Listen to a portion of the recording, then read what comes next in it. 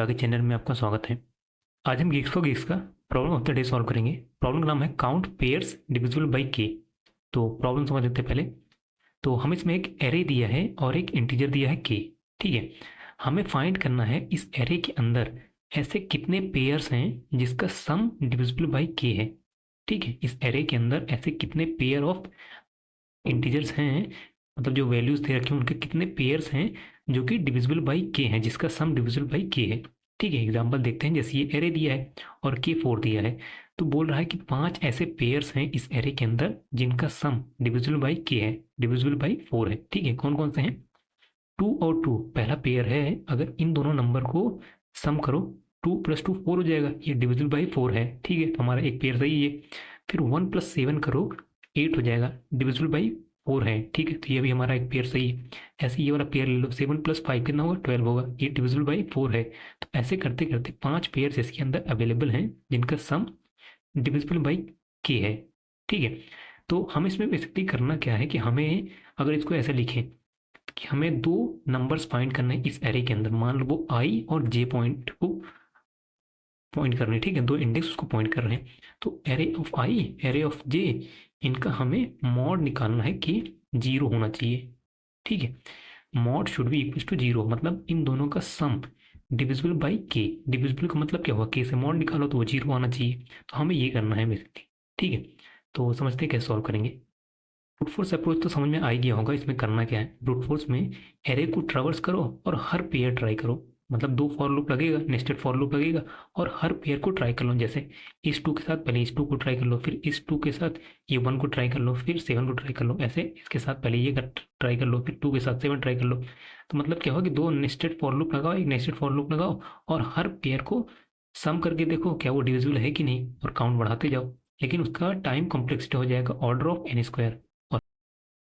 और हमें दे रखा है ना कि एरे का लेंथ जो है 5 × 10⁴ तक जा सकता है, और ऑर्डर ऑफ एन स्क्वायर तो 10⁸ तक चला जाएगा। तो वो तो यहाँ नहीं चलेगा। ठीक है, तो बेटर अप्रोच देखना पड़ेगा। बेटर अप्रोच क्या मतलब, हमें ऑर्डर ऑफ एन में करना है। ठीक है, ऑर्डर ऑफ एन में क्या अप्रोच करेंगे वो देखते हैं, हम वो समझते हैं।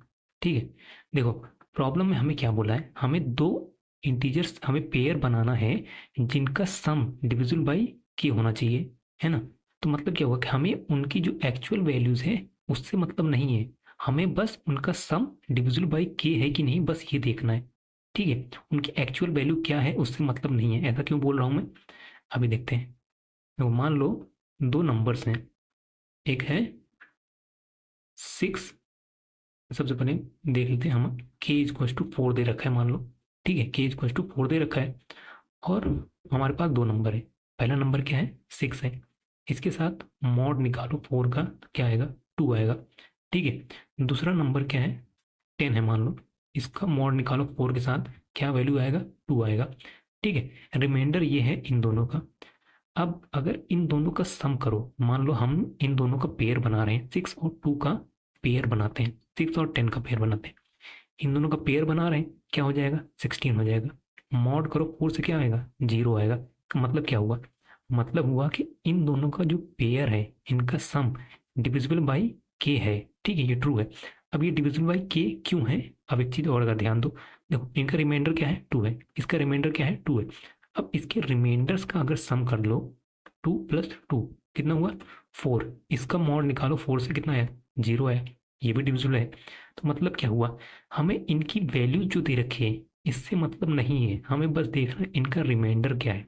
क्योंकि अगर दो नंबर्स हैं, उनका सम अगर वो डिविजिबल बाई के हो रहा है, तो उनका रिमाइंडर जो होगा उनका भी सम डिविजिबल बाई के होगा। तो मतलब हम ऐसे बोल सकते हैं ना कि अगर दो नंबर्स हैं, उनका रिमाइंडर का सम अगर डिविजिबल बाई के हो रहा है, तो मतलब उन दोनों जो वैल्यूज हैं उनका सम भी डिविजिबल बाई के होगा। ठीक है, तो इसीलिए हमें जो एक्चुअल वैल्यूज हैं नंबर्स का, उनसे मतलब नहीं है, हमें उनके रिमाइंडर से मतलब है। ठीक है, अभी एक और चीज देखते हैं। हमने अभी देखा कि अगर दो नंबर्स हैं, उनका रिमाइंडर का सम डिविजिबल बाई के है, तो मतलब उन दोनों नंबर्स का वैल्यूज का सम भी डिविजिबल बाई के होगा। ठीक है, अब एक और चीज देखते हैं। मान लो हमें यही k = 4 ही दे रखा है। ठीक है, k = 4 दिया है, तो इसमें पॉसिबल रिमाइंडर कौन कौन से हैं? पॉसिबल रिमाइंडर्स विद के इक्वल्स टू 4 क्या हो सकता है 0 1 2 और 3, मतलब के माइनस 1 तक जाता है। ये सब पॉसिबल रिमाइंडर्स हैं इस के लिए। ठीक है, मान लो हमारे पास एक कोई वैल्यू है, ठीक है, कोई भी वैल्यू है, क्योंकि हमने यहाँ पे देखा हमें वैल्यू से मतलब नहीं है, हमें उसके रिमाइंडर से मतलब है। ठीक है, मान लो कोई वैल्यू है, उसका रिमाइंडर रिमाइंडर इक्वल्स टू 1 है। ठीक है, उसका रिमाइंडर 1 है, और हमने यहाँ पे देखा कि अगर रिमाइंडर्स का सम अगर डिविजिबल बाई के है तो उनके एक्चुअल वैल्यूज का सम भी डिविजिबल बाई के होगा। तो हमें पता है एक वैल्यू जिसका रिमाइंडर 1 है। अब इसको पेयर बनाने के लिए कोई वैल्यू चाहिए जिसका रिमाइंडर ऐसा कुछ हो जिसके साथ ये सम करे तो वो डिविजिबल बाई के हो जाए। ठीक है, इनमें से बताओ किसके साथ वो सम करे तो डिविजिबल बाई के हो जाए। अगर इसका नीड क्या है, इसका नीड मतलब नीडेड रिमाइंडर की वैल्यू क्या है इसके लिए इनमें से क्या होगा 3। अगर यहाँ पे 1 + 3 करो कितना हो जाएगा 4 हो जाएगा। मॉड करो 4 इक्वल्स टू 0। मतलब अगर एक वैल्यू है जिसका रिमाइंडर 1 है तो उसको दूसरी वैल्यू चाहिए जिसका रिमाइंडर 3 हो। ठीक है, ये मैं बताना चाहता था। अगर मान लो जैसे एक वैल्यू है जिसका रिमाइंडर 2 है, तो इसको नीड मतलब इसको कौन से नंबर की जरूरत है, ऐसे नंबर की जरूरत है जिसका रिमाइंडर क्या हो, रिमाइंडर 2 हो, क्योंकि इन दोनों का सम करोगे 2 + 2 4, वो डिविजिबल बाई के हो जाएगा। ठीक है, तो अब जो है ये ये नीड पता कैसे चलेगा। ठीक है, जैसे मान लो हमें रिमाइंडर इक्वल्स टू ऐसे ये मान लो ये रिमाइंडर दे रखा है, ऐसे ही इसकी वैल्यू ही रिमाइंडर है। ठीक है, ये रिमाइंडर की वैल्यू ही मान लो रिमाइंडर है। तो अब हमें ये नीड पता कैसे चलेगा, नीड कैसे पता चलेगा, इसके लिए हम करेंगे के माइनस ये जो रिमाइंडर का वैल्यू है मॉड के।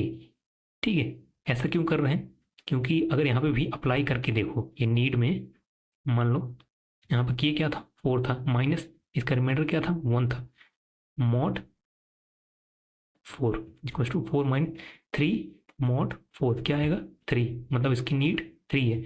यहाँ पे भी अगर देख लो रिमाइंडर हमें पता था 2, तो यहाँ पे भी अगर के क्या था 4 - 2 मॉड 4 करो क्या हो जाएगा 2 मॉड 4 इक्वल टू 2 ही है, मतलब इसकी नीड जो है 2 है।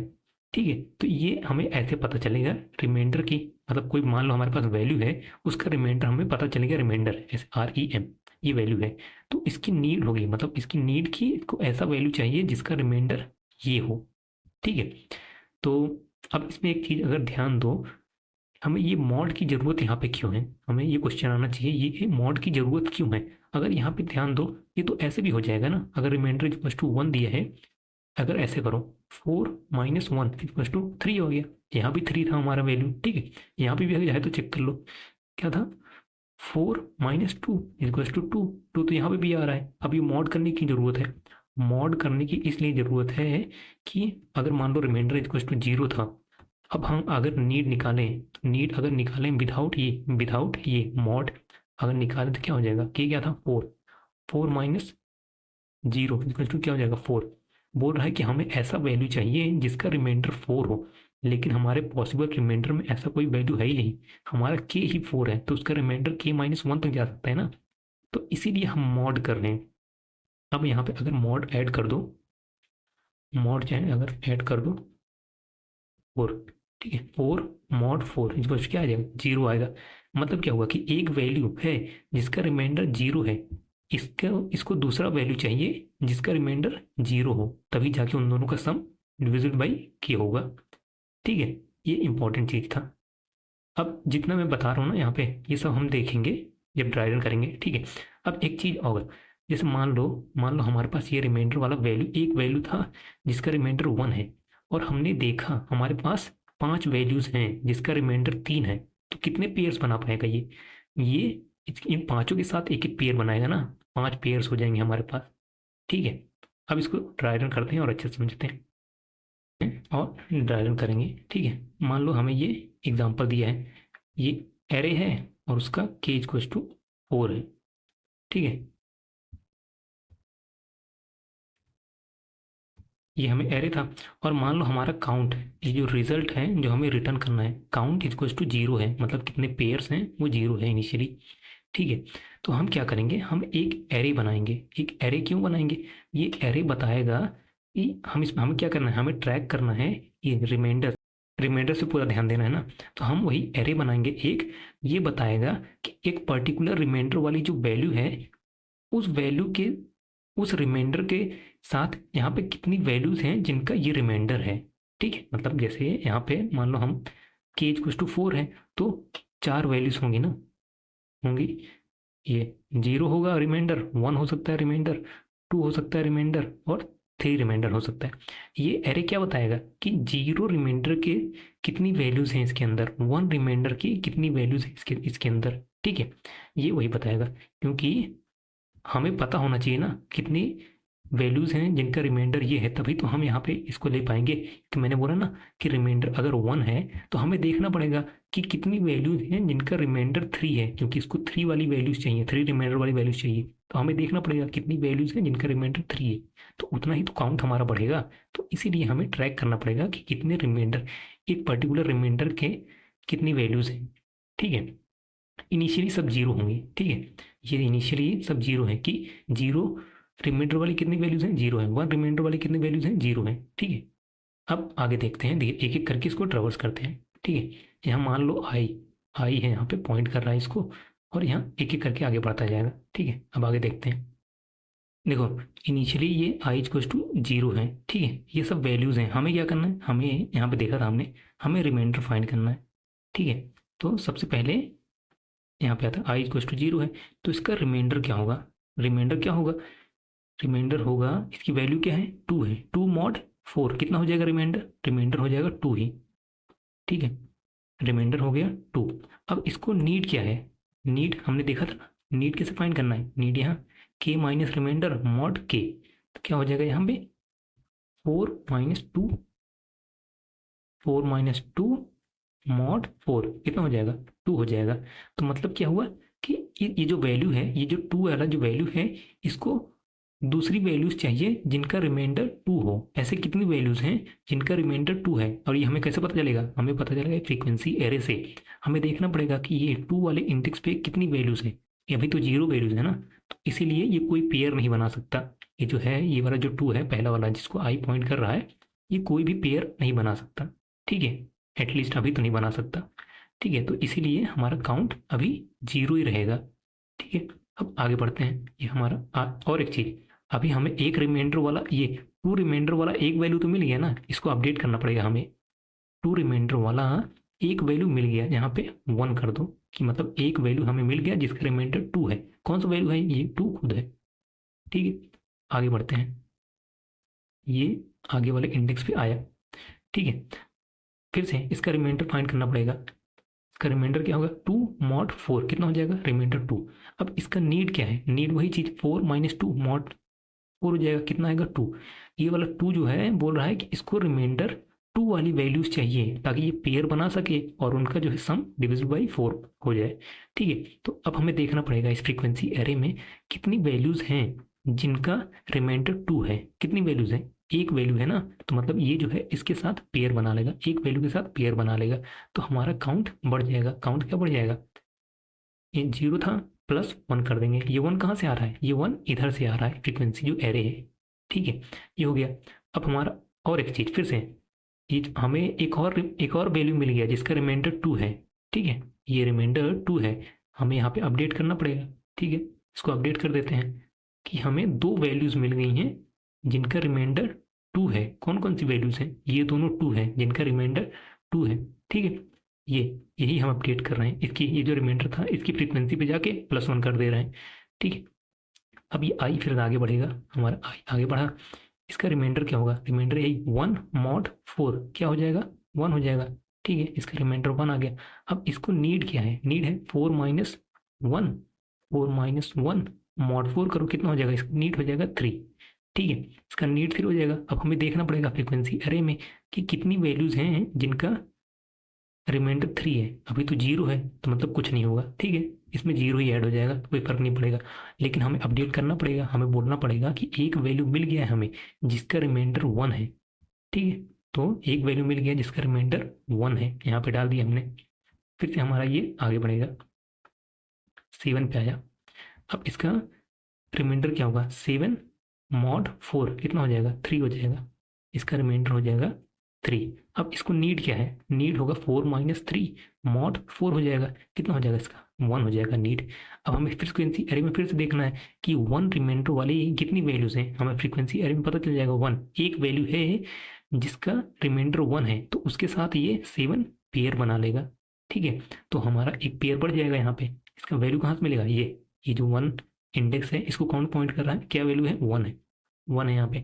और हमें यहाँ अपडेट करना पड़ेगा, हमें बोलना पड़ेगा 3 रिमाइंडर वाली एक वैल्यू हमें और मिल गई, पहले कितना था 0 था, अभी हमें 1 मिल गया है, यहाँ अपडेट कर दो। ठीक है, फिर से ये आगे बढ़ेगा, आगे बढ़ा, ये वैल्यू क्या है 5 है, रिमाइंडर क्या आएगा मॉड 4 करो कितना आएगा 1 आएगा। ठीक है, यहाँ 1 आया, इसकी नीड क्या है 4 माइनस 1, मॉड 4 करो कितना हो जाएगा 3, मतलब इसको 3 रिमाइंडर वाली वैल्यू चाहिए। अब हमें फ्रीक्वेंसी एरे में देखना पड़ेगा कितनी वैल्यूज हैं जिनका रिमाइंडर 3 है, एक वैल्यू है, तो मतलब ये 5 जो है उसके साथ पेयर बना लेगा। चलो ठीक है, एक और हमारा पेयर मिल गया। ठीक है, एक पेयर मिल गया, लेकिन फिर से अब हमें यहाँ अपडेट करना पड़ेगा, बोलना पड़ेगा कि हमें एक और वैल्यू मिल गया है जिसका रिमाइंडर 1 है, अभी 1 था तो इसको 2 करना पड़ेगा, 2 कर दिया हमने। फिर से ये आगे बढ़ेगा, अभी ये 3 पे जाएगा, 3 पे आया। अब इसका मॉड निकालो, 3 मॉड 4 कितना हो जाएगा 3 रहेगा ना, यहाँ पे आएगा 3।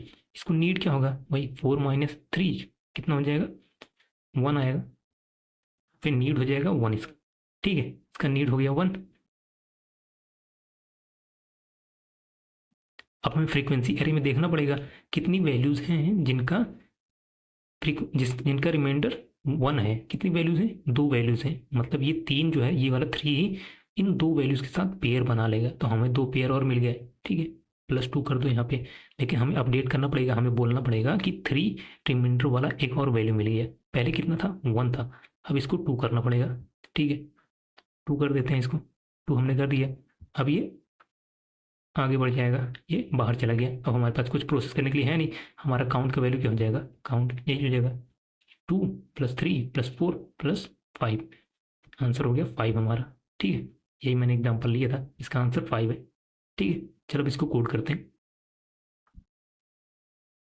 यहाँ से स्टार्ट करते हैं। सबसे पहले अपना फ्रीक्वेंसी एरे बनाएंगे। ठीक है, frequency equals to new int, इसका साइज क्या होगा, साइज वही के होगा क्योंकि ये हमें रिमाइंडर को ट्रैक करेगा, रिमाइंडर 0 से लेके k-1 तक होता है, तो साइज के हुआ। और इनिशियली मान लो काउंट हमारा 0 है, इसको रिटर्न करना है। अब पूरे एरे को ट्रेवर्स करेंगे, इंट नम इन एरे। ठीक है, हमें रिमाइंडर्स को के साथ पूरा ध्यान देना है, तो रिमाइंडर फाइंड करते हैं, ये नम मॉड के, हम मिल गया रिमाइंडर। अब इस रिमाइंडर का नीड क्या है, इस रिमाइंडर का नीड कैसे पता चलेगा, वही k- जो रिमाइंडर है इसका मॉड कर दो के साथ, हमें मिल गया इसका नीड।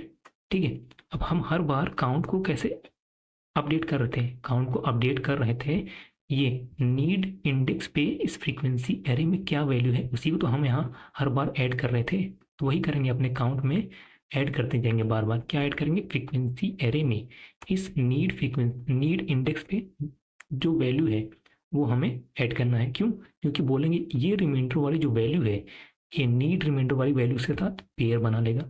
ठीक है, हमने काउंट चेंज कर दिया, अब फ्रीक्वेंसी को अपडेट भी तो करना पड़ेगा, फ्रीक्वेंसी को बताना पड़ेगा कि ये रिमाइंडर वाला एक और वैल्यू मिल गया हमें, तो रिमाइंडर हाँ प्लस प्लस।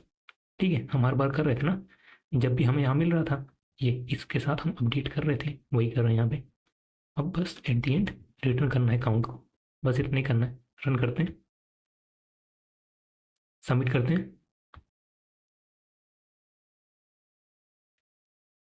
सबमिट भी हो गया। तो वीडियो को देखने के लिए आपका बहुत बहुत धन्यवाद और चैनल को सब्सक्राइब जरूर कर लें। Thank you so much.